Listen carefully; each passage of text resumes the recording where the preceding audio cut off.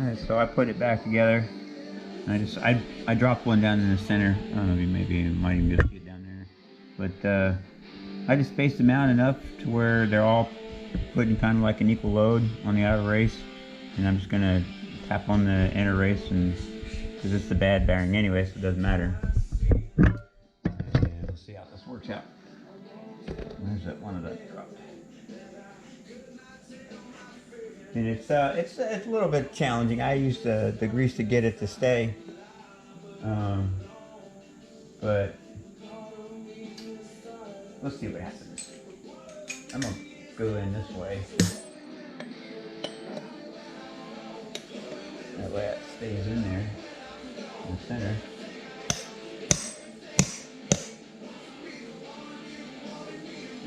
This and through there.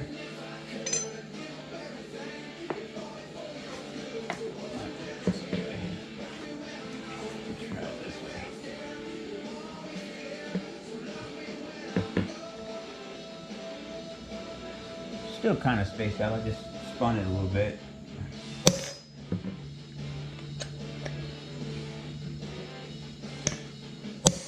And I really highly suggest you don't do this with a tool you might want to keep. This extension here is probably going to be too mushroomed out for me to use again. But I have a lot of them, so. Well, you see it's pulling that bearing out of there. And that's really all we kind of care about.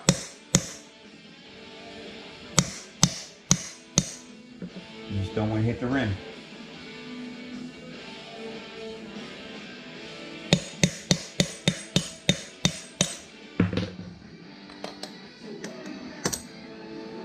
And we put the new ones in. And I was looking at this. This is the new one all together, and these spacers, these things here look like they're tube spacers, but it's not necessary, and it actually hurts trying to get this thing apart.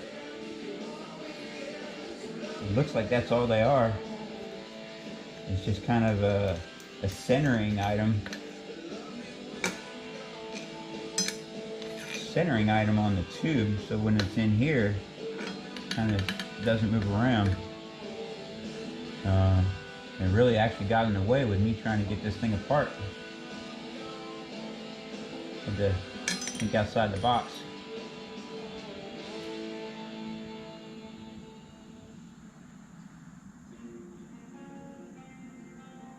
Got the shakies. Now I'm gonna leave those off this time. It doesn't need it. And really, this is just a spacer to keep the bearings compressed. There's no reason to have this in here. And it's obviously the diameter of that. So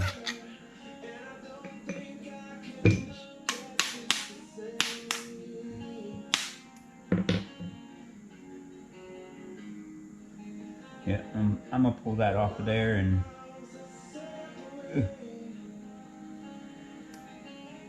I actually put it on just to see how tight it was, and it's that tight.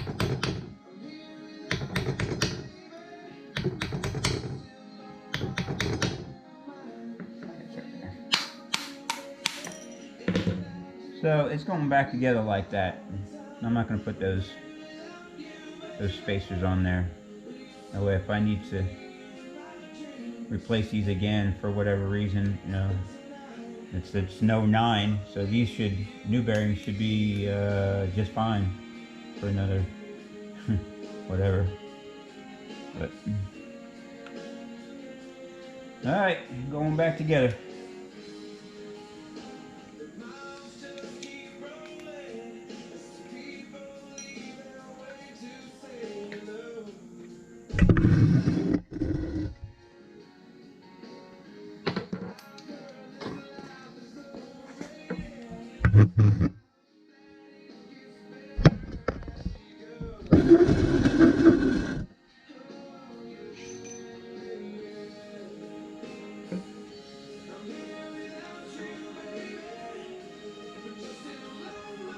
Whenever you have a bearing, it's always good to have You don't want to put, see if you can see that.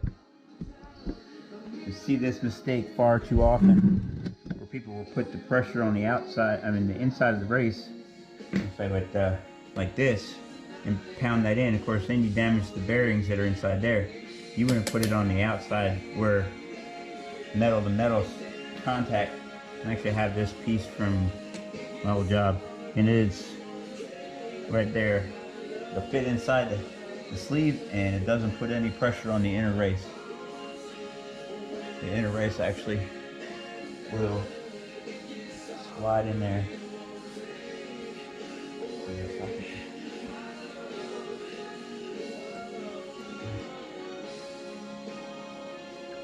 And the inner race is completely inside there. It doesn't put any pressure on that inner race at all. I'll find my hammer in the brake.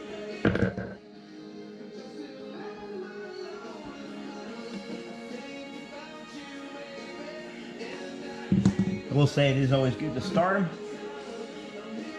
because it will go crooked on you. So always get it.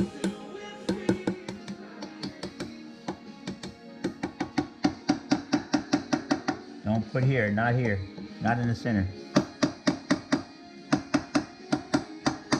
On the edge until it starts to go in. And just eyeball it, make sure it's straight.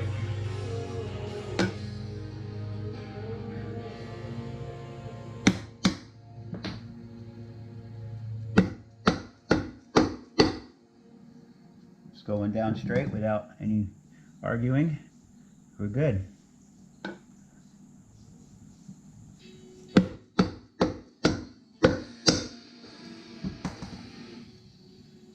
No, I am not stopping there. It's easier.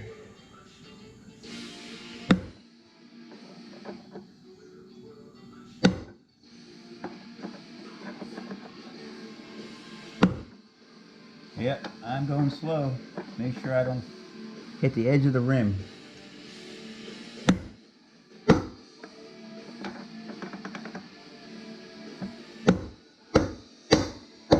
Alright, you hear that?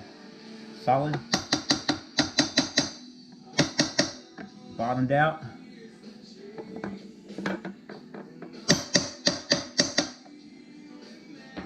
That's all the way in. You don't have to go crazy with it, because the bolt's going to space it out right. Now, do not forget, put spacer in there, because then you have to pull it back apart. Ask me how I know. I didn't do it with this one. I did it with I think I did it with my tractor, my Kubota. I don't like the way that looks in there. I gotta clean that up.